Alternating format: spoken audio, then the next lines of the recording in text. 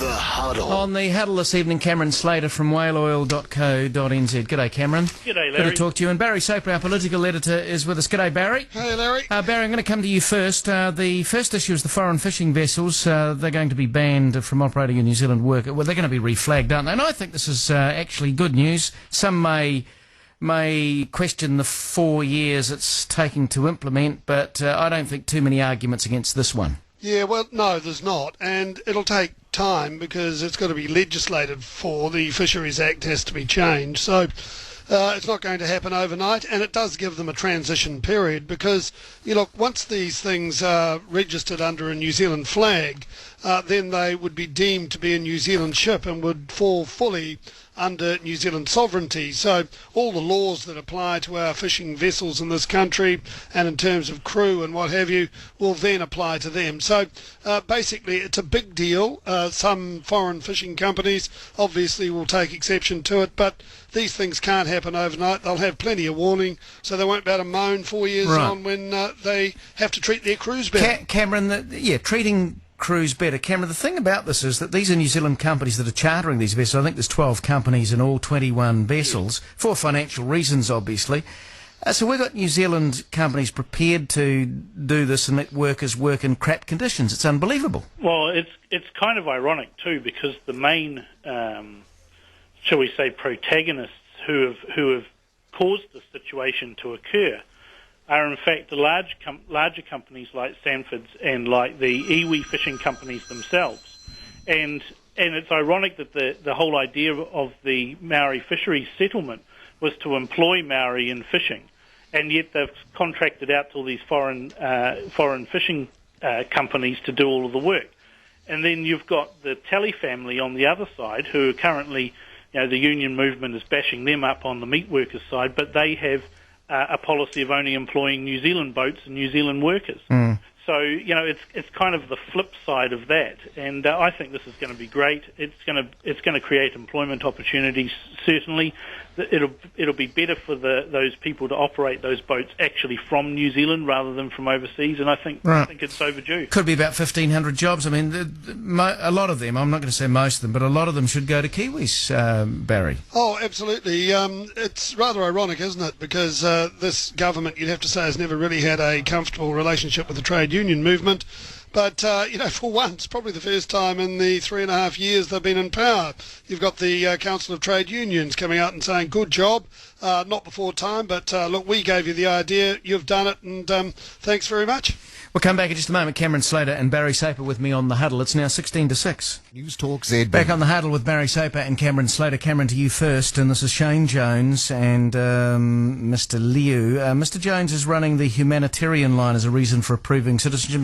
He's going to expand for the court case. Actually, I think that the court case is completely immaterial to all of this. It's his decision we're talking about, not the court case, which is a different thing. What do you see in this? Well, it's strange that he should suggest humanitarian issues, because the report from immigration, which I believe is online now, says that there are no humanitarian grounds nor any evidence for any humanitarian grounds for this to be granted. It's absolutely bizarre, and I see there's a couple of news items that have come up now saying that Shane Jones is claiming I can't recollect, I need to look at the files.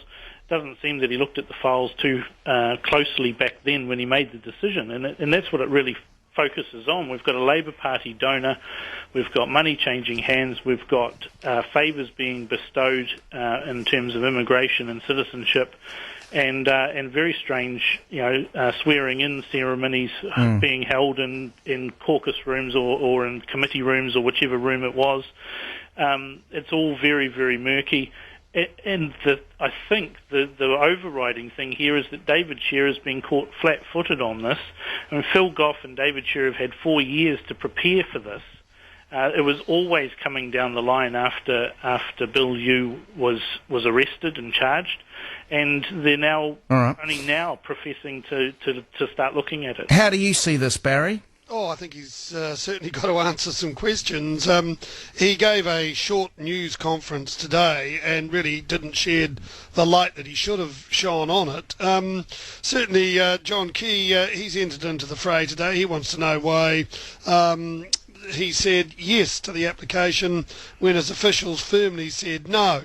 And he added that was the $24 million question, obviously coming from a wealthy man. I think he meant a $64,000 question. Nevertheless, it's an interesting one, and I think when the judge comes down with his decision, which will apparently be on Thursday, then the pressure will go on Shane Jones really to give some answers to what really is a pretty blatant betrayal of his officials. Yeah, and I don't think it matters which way the court rules and all of this. I think it's two different things. Anyway, well, he's got no excuses there. No. That's the point. Yep. The funny thing is Shane Jones says he kept some notes back at that time of 2008. What I want to know is were the notes hundreds, 50s or 20s? Well, I think he's No. I'm not going to go there. No, he's probably too busy being a theatre critic or a movie critic at the time. Yeah. No, but there's no indication we're not going to go down that road. Anyway, Cameron, just finally, Prime Minister suggesting a grown-up conversation on the question of council selling assets.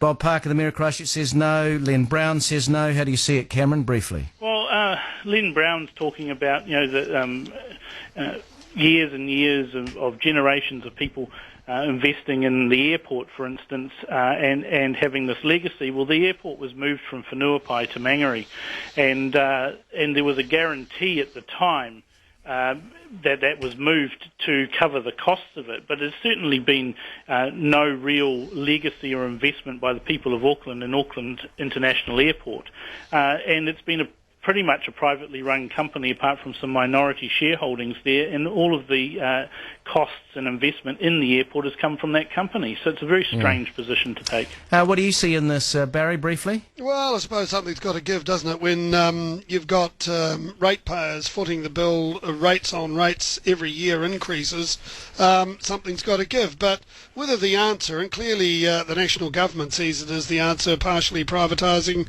assets is another matter. Really, that's for a local council to make that decision. Right. A central government should poke its nose out of their business. Thank you, Barry. Thank you, Cameron. Good to talk to you, Cameron. Thank you. That is Cameron Slater.